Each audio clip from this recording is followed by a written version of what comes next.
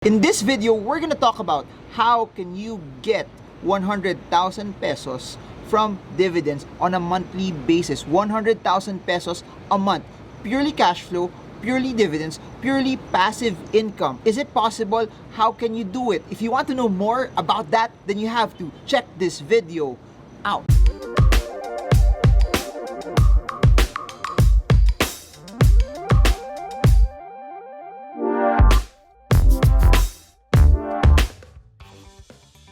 Hey guys, so as you all know, I'm a big fan of dividend investing. I'm a big fan of cash flow because it's passive income for life. And we've been drilling down and we've been talking a lot about it.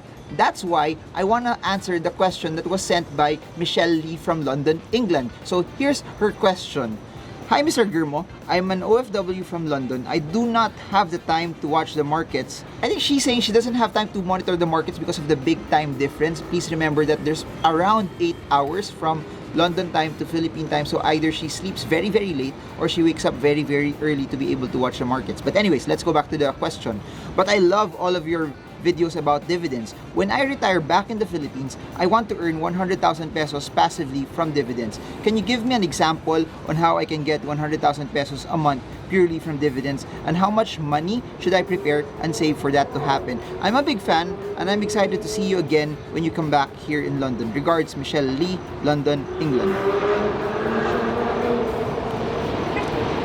So first things first, thank you so much Michelle for sending that. If you guys have any questions similar to Michelle, slide a DM on my Instagram account or put it in the comment section and I'll try to answer it right away, or send a link if I've made a video about it, or if it's something very personal, Instagram is the way to go. So that's a very good question, and that's the style. That's been my style also. The name of the game is, if you want passive income, you want something that you can predict, you want something that even if the markets are so bad, you still get to have passive income, the way to go is dividends.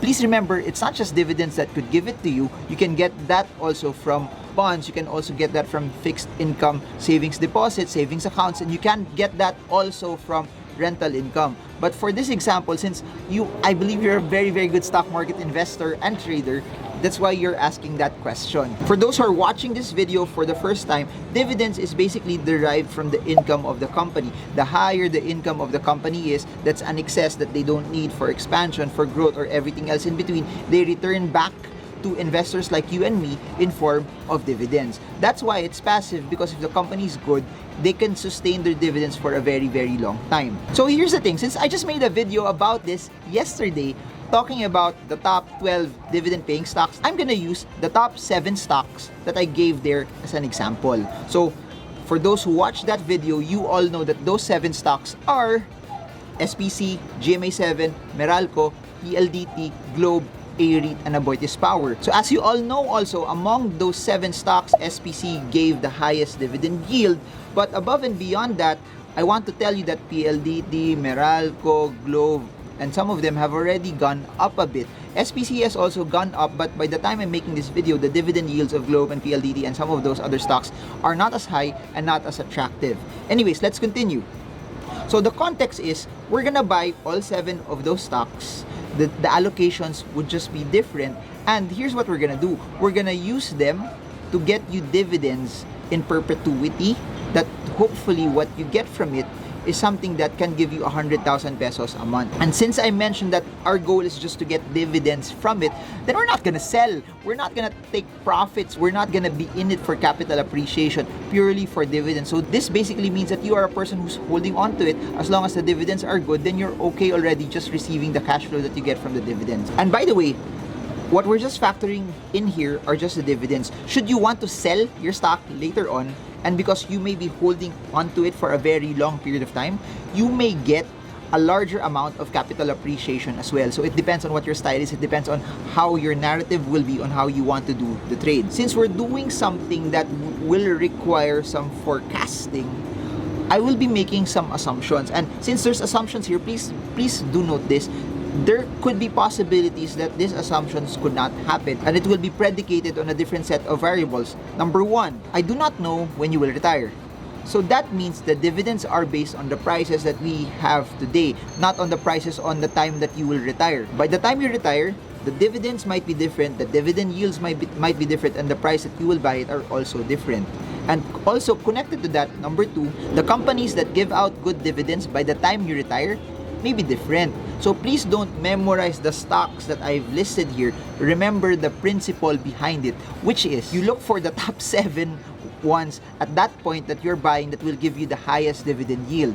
Please go back to my previous videos, or for those who read my books, look at my formula for dividend yield and how you can possibly rank them. But that's how you can do it. Get the ones that give you the highest dividend yield by the time that you're buying it, and that's where you deploy capital. It can be even more than 7 stocks. It doesn't just have to be 7, because the name of the game, if you're after dividends, is the yield that you will get after, not particularly just having 7 stocks. You might be asking, bakit 7? Pwede naman 1, pwede 2, pwede 3. Since you all know she needs to get 100,000 pesos, that means what you're investing is in the millions. And the higher your money is, the more diversified also you need to be. You have to remember, it's not just about getting a certain amount of money, it's also protecting yourself, hedging yourself from underlying risks that could possibly happen. So that being said, 7 is also a good number, since this is the number that has the highest dividends that we know. We can predict, we can have a semblance that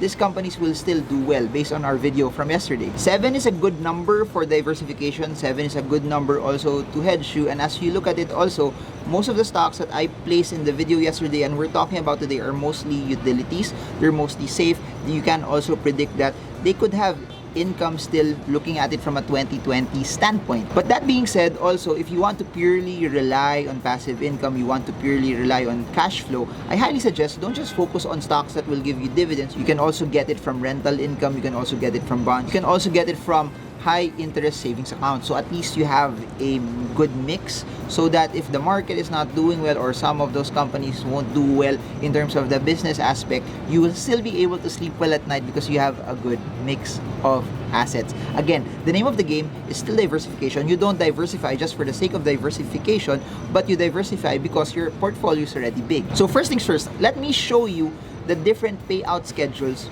of these stocks that give out dividends. So looking at the table, you will see that there are months that some of those companies are not giving out dividends. Some give out once a year only, some give out on a quarterly basis, some give out twice a year. There are months like January, April, July, and October where dividends aren't given. So what does that mean? We can't really make a computation that you can get 100,000 a month on a monthly basis on a purely payout level. But for us to make this happen, look at this. January, no one's giving. February, you have Globe giving out dividends. March, you have Meralco, PLDT, AREIT, and Aboitiz Power. April, you have none. May, you have SPC and Globe. June, you have GMA7 and AREIT. July, you have none. August, you have Meralco, PLDT, and Globe giving you dividends. September, you have AREIT giving you dividends. October, you have none. November, you have Globe giving you dividends, and December, you have SPC and AREIT. So as you can see, different stocks, different months, different payouts. Even if you have 7 stocks, some of them don't give dividends on certain months. The goal now is this, that at least you get 300,000 pesos or at least more per quarter. So 300,000 or more can equate to your 100,000 pesos a month. So the name of the game is January, February, March should give you 300,000.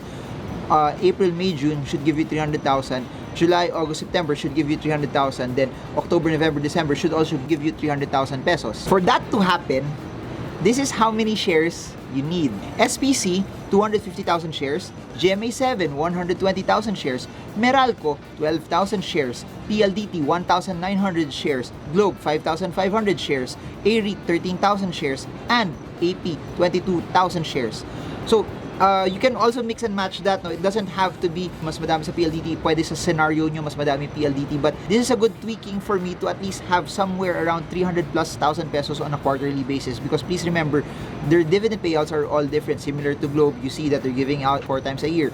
For PLDT, it's only twice a year. Kung sumobra kasi lalampas eh. So I just wanted to show you how it actually looked like if you wanted to have it on a quarterly basis. But for me, I don't look at it on a quarterly basis. I look at it more from a yearly perspective.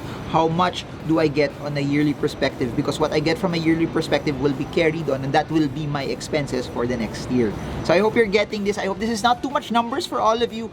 please comment below if you're learning, you're getting this, and this is something that's helping you, and smash the like button if you're liking this and loving this as well. So that being said, given the payouts that I showed you on the previous table, and given the number of shares that you own per stock, this is how it will look like, and this is how much money you will make on a monthly basis. Then I'll show you the quarterly computation in a bit. On a monthly basis, of course, January you get nothing. February, because Globe gave out dividends, you have 148,500 pesos. March, you have Meralco giving you 124,740,000 pesos. Then you have PLDT giving you 74,100 pesos. Then you have AREIT giving you 36,400. Then you have AP giving you 25,960. April, none.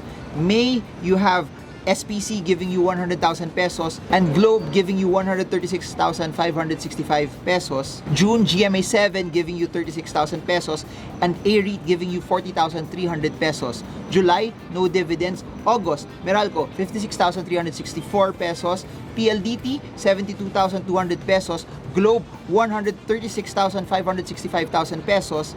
Then September, AREIT again, 36,400. That's the difference when you have something that gives you on a quarterly basis. It allows you to get something cash on specific intervals. October, none. November, you only have Globe giving you 136,565,000 pesos. Then December, SPC 175,000 pesos, and then AREIT giving you 40,300. So please remember, guys, this is not the exact value because this could also change. This is just me trying to simulate it for all of you. You have to take the time to learn and study what those are. You have to take the time to learn and study what you're actually buying. So again, please do note, these are not stock picks. This does not mean that if it's here, this is something that you buy specifically and directly. You have to take the time to learn it for yourself as well. Looking at it from a quarterly basis, adding January, February, March, quarter 1, you get around 409,000 pesos. Again, pinasobra ko lang, but if you want to be very, very strict na 100,000, it could be lesser. That means you're buying lesser shares. Then quarter number 2, April, May, June, you're getting 312,865. Then quarter number 3, July, August, September, you're getting 301,000 pesos. Then October, November, December, quarter number 4, you're getting around 351,000 pesos. So there. So it fulfills your 300,000 a quarter or 100,000 pesos a month. So the question is this, for that to happen, how much do you need to spend? People might be saying, that looks good and all, Marvin, but magkano kailangan ko labas para mangyari yan? How much do I need to buy? Or how much do I need to shell out? Again, this is based on August 27, 2020 stock prices. So please remember, the time that you buy, the prices may be different. So this is at this perspective and this time only. SPC, for 250 shares, given a stock price of 8.42 pesos, it will cost you 2.1 million. GMA 7, 120,000 shares, 5.14 pesos per share, it will cost you 616,800 pesos. For Meralco, 12,000 shares at 267 pesos per share, it will cost you 3.2 million pesos. PLDT, 1,900 shares at 1,446 pesos per share, it will cost you 2.7 million pesos. Globe, 5,500 shares at 2,134 pesos, it will cost you around 11 million pesos. AREIT, 130,000 shares at 25.75 pesos, it will cost you 3.3 million pesos. AP, 22,000 shares at 26.30 pesos per share, it will cost you 578,000 pesos. Adding everything, it will give you a grand total of 24,336,000 pesos. So that means to be able to get around 300,000 pesos a quarter or 100,000 pesos a month, you need to invest around 24,336,000 pesos to be able to get it. So you might say, is there another way para mapababa yun? Para at least hindi naman 24,000 yung kailangan ko labas. There's another way. Remember what I said in the previous video, that SPC is giving you a larger amount of dividend yield. So that means if you put more in SPC, you could possibly just put a smaller amount of money because the yield that you will get from SPC would be relatively higher. Please do note that SPC is not really that liquid.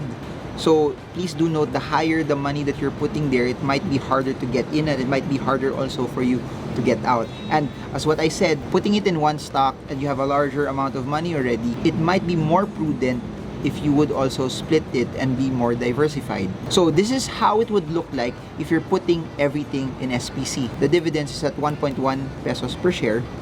That being said also, the number of shares that you need for you to get at least above 1.2 million pesos, please remember 1.2 million pesos is around 100,000 pesos a month. You would need around 1.2 million shares for that to happen. So if I continue further, the total earnings that you would get from SPC is 1.32 million pesos, which is already enough, which covers our 100,000 peso a month budget. So now, how much do you need to shell out?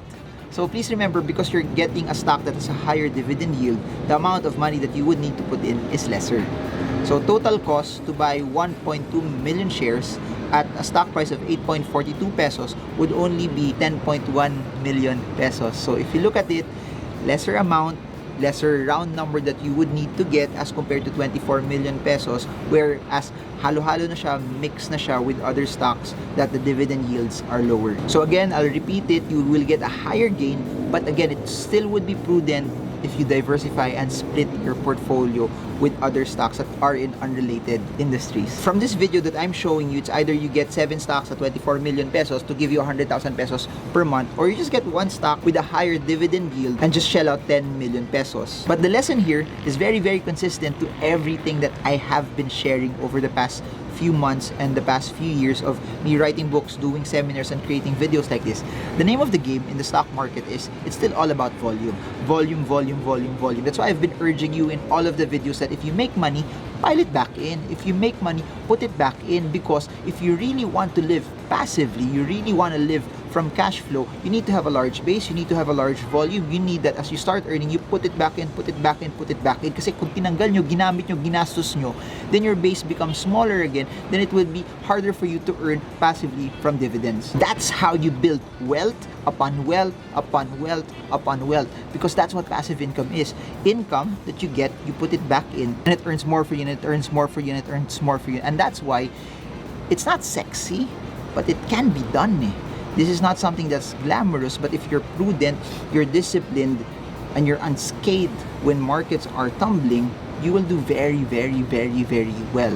So I guess this video would show you, and thank you for that wonderful question, Michelle Lee from London, England, is that passive income is possible, that if you put your money to something that will give you cash flow, it allows you to live life at your own terms, and it also allows you to live passively, repeatedly for a stretched period of time. And then that's when you get to do what you want when you want. Because for me, financial freedom is never about money. It's about living life at your own terms. It's about living what your dream is, the God-given dreams, desires, and passions that have been placed in your heart. Also, please do note this: the higher the amount of money that you need to be passive, the bigger the amount of money that you would need to invest in. Meaning, if your goal is 140,000 pesos, that means you would need to invest in more money to get that type of return. But if your number is smaller, say 50,000 pesos, 60,000 pesos, 85,000 pesos, then the round number that you need to get would be smaller.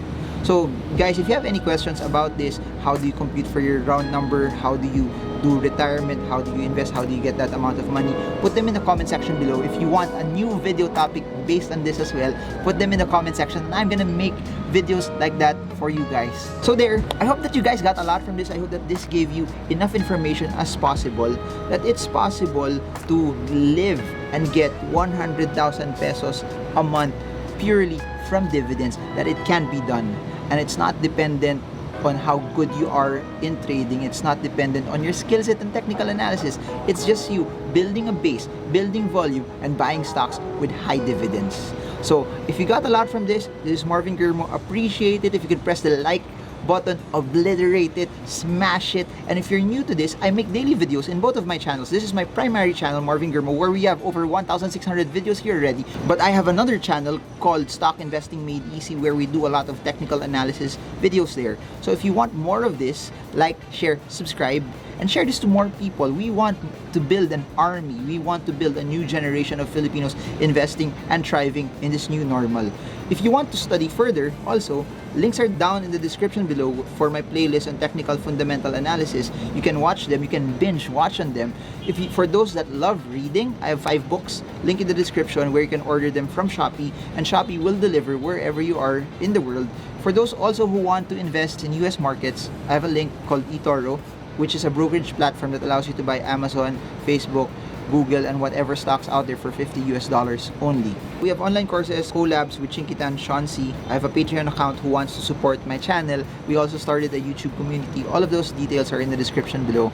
So there, I hope you guys got a lot from this, and I just really wanted to show you, inspire you that it can be done. And if you're in your 20s and in your 30s, no, now is the best time to actually start investing, because for you to hit that number, your biggest weapon, the biggest thing that can help you is time.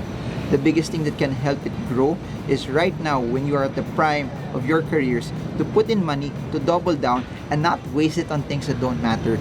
Put in more. Pondohan nyo muna yung kinabukasan nyo kesa gastusin sa ibang bagay na hindi nyo masyado kailangan at di naman talaga nagpapasaya sa inyo. So that's it for now. Marvin Germo, urging you to invest right now, that this is still one of the greatest times to be alive. So trade well, trade strong, trade smart. See you all again soon, guys, and God bless you all.